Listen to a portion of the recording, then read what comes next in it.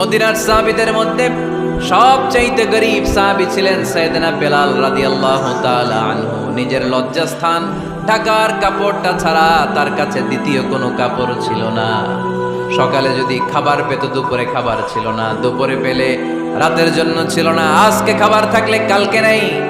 মদিনার সবচাইতে গরীব সাহাবী বেলাল রাদিয়াল্লাহু তাআলা আনহু, লজ্জাস্থান ঢাকার জন্য শুধু একটা জামা ছিল, গায়ে দেওয়ার মতো কোনো জামা নাই। এই সাহাবীর মতো গরীব কোন সাহাবী মদিনার জমিনে নাই। এই বেলাল রাদিয়াল্লাহু তাআলা আনহুকে বিশ্বনবী ডেকে বললেন, ইয়া বেলাল আনফিক ইয়া বেলাল লা তাখশা মিন যিল আরশি ইকলালা। ও বেলাল, আল্লাহর রাস্তায় দান করো, কারণ আমার আল্লাহর ধনভাণ্ডারের কমতি নাই। সাইয়েদনা বেলাল রাদিয়াল্লাহু তাআলা আনহু সবচেয়ে গরীব। শুনতেছেন? বুঝতেছেন? সবচেয়ে গরীব। ডাউন পার্টটা ঢাকার মতো একটা গার্মেন্ট ছিল, একটা কাপড়, এটা পেঁচায় আসতো, নামাজ পড়তো। গায়ে রাখার মতো কোনো জামা নাই, আর খাবার দাবার টাকা পয়সা বলতে নাই। ওই সাহাবীরে বিষ্ণু ইসলাম বললেন, আনফিক বেলাল, বেলাল তুমিও দান করো, তুমিও দাও, দানের হাতকে প্রশস্ত করে দাও। আনফিক ইবনা আদম উনফিক আলাইক, এ বনি আদম দাও, দিলে আমি তোমারে দেব। কেজির এটা হুজুরে দিয়ে দিলাম, এরপরে কেউ আমার 20 কেজি দিলে ওইটা ধরবো, ওইটা আবার আরেকজনকে দিব, এরপরে আরেকজন 30 কেজি দিলে ওইটারে ধরবো। কথা বলেন, কথা বলেন, কথা বলেন। এজন্য আল্লাহ বললেন, ইনফিকুনা ফিস সাররাই ওয়াদ দাররা। আমার মুত্তাকি বান্দার প্রথম গুণ, তারা সুখে দুঃখে সব সময় দান করে, দানের ধারাবাহিকতা সব সময় অব্যাহত রাখে।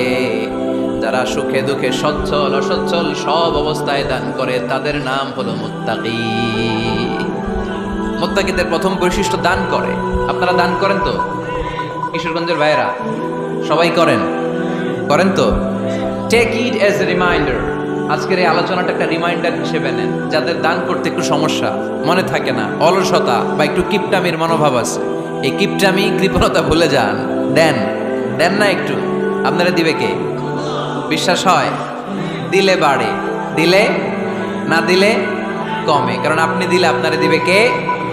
তবে গোপন অবস্থায় দেওয়াটা উত্তম। প্রকাশ্য দান করলে আল্লাহ কবুল করেন, ওইটাতেও সওয়াব আছে, কিন্তু গোপনে দান করলে বেশি খুশি হয় কে?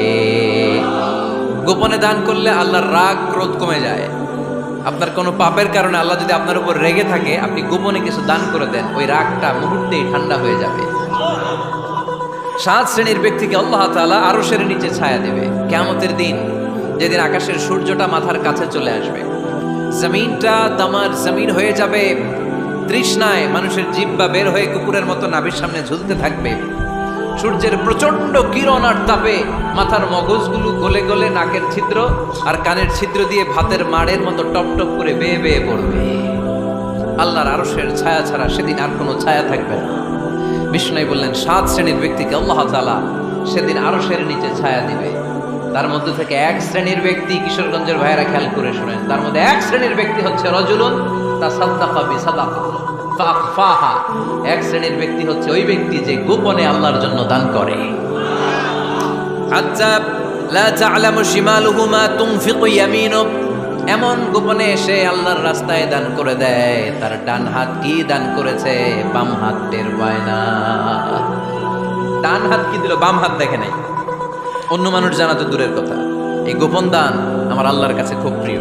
এজন্য একটু দান করার অভ্যেস করেন, অল্প করে করেন। আজকে যে এই 5 টাকা দান করে দেন মসজিদে, 2 টাকার নোট থাকলে দান করে দেন, 1 টাকার পয়সা থাকলে দান করে দেন। দান করতেই হবে, কারণ মুত্তাকি হতে চাইলে এই দানের ধারাবাহিকতা কন্টিনিউয়াসলি এটা রাখতে হয়, এটা থামানো যায় না। সময় ভালো বেশি দিলাম, সময় খারাপ কম দিলাম, কিন্তু দিতে হবে। রাজি আছেন? আল্লাকা সিররুন ইনদাল্লাহ বাইনাকা আনতা ওয়া বাইনাল্লাহ, আল্লাকা সাদাকাতুন তাখফা লা ইয়ালামুহা ইল্লাল্লাহ, আল্লাকা সিররুন ইনদাল্লাহ বাইনাকা আনতা ওয়া বাইনাল্লাহ, আল্লাকা সাদাকাতুন তাখফা লা ইয়ালামুহা ইল্লাল্লাহ। সুবহানাল্লাহ পড়ো। আল্লাকা সিররুন ইনদাল্লাহ, তোমার আর তোমার আল্লাহর মাঝে কোনো গোপন আমল আছে নাকি যেটা আল্লাহ ছাড়া কেউ জানে না? জীবনে আমাদের প্রত্যেকের এমন কিছু গোপন আমল ইবাদত আর দান সদকা করা দরকার যেটা দুনিয়ার কেউ জানে না, জানে আমার রব আর জানি আমি। এরকম দান থাকার দরকার আছে না নাই? তোমার জীবনে এমন কোন গোপন সাদাকা আছে নাকি যেটা আল্লাহ ছাড়া কেউ দেখেনি? এই গোপন সাদাকাটা আল্লাহ খুব পছন্দ করে। এখানে মাদ্রাসা, আজকে আমার ভাই অমুক ভাই দিবেন 2 লক্ষ টাকা, বলেন মারহাবা। এটা উনি আল্লাহর জন্য দিতে পারে, মারহাবার জন্য দিতে পারে, ঠিক কিনা? কিন্তু রাতের আধারে রাস্তার পাশ দিয়ে হেঁটে যাচ্ছেন, মসজিদের দান বাক্সটা লেখা, উপরে সাইনবোর্ডে লেখা মুক্ত হস্তে আল্লাহর ঘরের জন্য দান করুন। কেউ নাই, কাক পক্ষী নাই, রাত বাজে 2টা, হঠাৎ করে পকেট থেকে 1000 টাকার বা 100 টাকার কচকচে নোটটা আপনি দান করে দিলেন। ওই দানটা 1 কোটি টাকার দানের চেয়েও বড় দান। কারণ দুনিয়ার কেউ তখন দেখে নাই, দেখেছে কে? কেউ যেটা দেখে না সেটা দেখে কে? কেউ যেটা জানে না সেটা জানে কে? সবার চোখ ফাঁকি দেয়া গেলেও আমার আল্লাহর চোখ ফাঁকি দেয়া যায়? এজন্য দান করতে হবে একজনের খুশির জন্য, তিনি কে? এজন্য রাব্বুল আলামিন বলেন, মাসালুল্লাযীনা ينفقون أموالهم في سبيل الله كمثل حبة أنبتت 7 سنابل في كل سنبلة 100 حبة والله يضاعف لمن يشاء والله واسع عليم। সুবহানাল্লাহ পড়েন। আল্লাহ বলেন, এই যে তোমরা আমার রাস্তায় দান করো, এটার উপমা একটা চারা বীজের মতো। এই চারা বীজ জমিনে গেড়ে দিলে সেখান থেকে 60টা শীষ গজায়, প্রতিটা শীষ থেকে 100টা করে দানা হয়, প্রতিটা শীষে জন্ম নেয় শত শস্য দানা। সুবহানাল্লাহ। চারা বীজ ছিলেন না, মাটিতে ঢুকাই দিলেন, 60টা শীষ গজালো, প্রতিটা শীষে আবার 100টা করে দানা, মোট কটা হইল? 700টা। এক চারা বীজ থেকে যেমনি 700 দানা গজায়, তেমনি 1 টাকা দান করলে এরকম 700 গুণ সওয়াব আপনার আমলনামায় ঢুকাই দিবে কে? যারা দুনিয়ার বুকে প্রকাশ্যে গোপনে দান করত, সচ্ছল আর অসচ্ছল অবস্থায় দান করত, কিয়ামতের দিন যখন তাদেরকে তাদের আমলনামা দেয়া হবে, আমলনামা দেখে বলবে, আল্লাহ এত সওয়াব দুনিয়ার বুকে আমি করি নাই, অন্য কারো আমলনামা তোমার ফেরেশতারা ভুল করে আমারে দিয়েছে। আল্লাহ এত আমলনামা তো আমি করি নাই, এত নেক কাজ কোথা থেকে আসলো? এটা আমার না, তোমার ফেরেশতারা ভুল করে আরেকজনেরটা গছাই দিছে আমারে। আল্লাহ বলবে, না, আমার ফেরেশতারা ভুল করে না। সুবহানাল্লাহ পড়ে। ফেরেশতারা কখনো ভুল করতে পারে না, এটা তোমারই আমলনামা, আমার আমলনামা, আমি তো এত সওয়াব করে নাই। আল্লাহ বললেন, তুমি যে ওই আমার খুশির জন্য দান করেছো, ওই ছোট্ট দানটাকে আমি বড় করে তোমার আমলনামায় ঢুকাই দিচ্ছি। আরো আস্তে কোন সুবহানাল্লাহ। হাদিসে এসেছে, কামা ইউরাব্বি আহাদুকুম ফুলুয়া, তোমরা যেমনি ছাগল পালো, বাছুর পালো, আল্লাহ তাআলা তোমাদের দানটাকে এরকম পেলে পুষে বড় করে। আপনারা কিশোরগঞ্জে গরু পালেন কারা দেখি? বাড়ি বাড়ি, আপনার বাড়িতেও আছে। তো এই যে গাভী যখন বাচ্চা দেয়, বাছুর হয়, খুশি লাগে না আপনাদের? মালিক কি করে? এটারে খাওয়ায়, খাইয়ে দাইয়ে পেলে পুষে বড় করে না? কুরবানির হাটে বিক্রির জন্য। আল্লাহ বললে, তুমি যে ওই ছোট্ট দান করেছো, তোমার এই ছোট্ট দানটা আমিও এটারে খাইয়ে দাইয়ে পেলে পুষে বড় করে উহুদ পাহাড়ের সমান করে তোমার আমলনামায় ঢুকিয়ে দিয়েছি।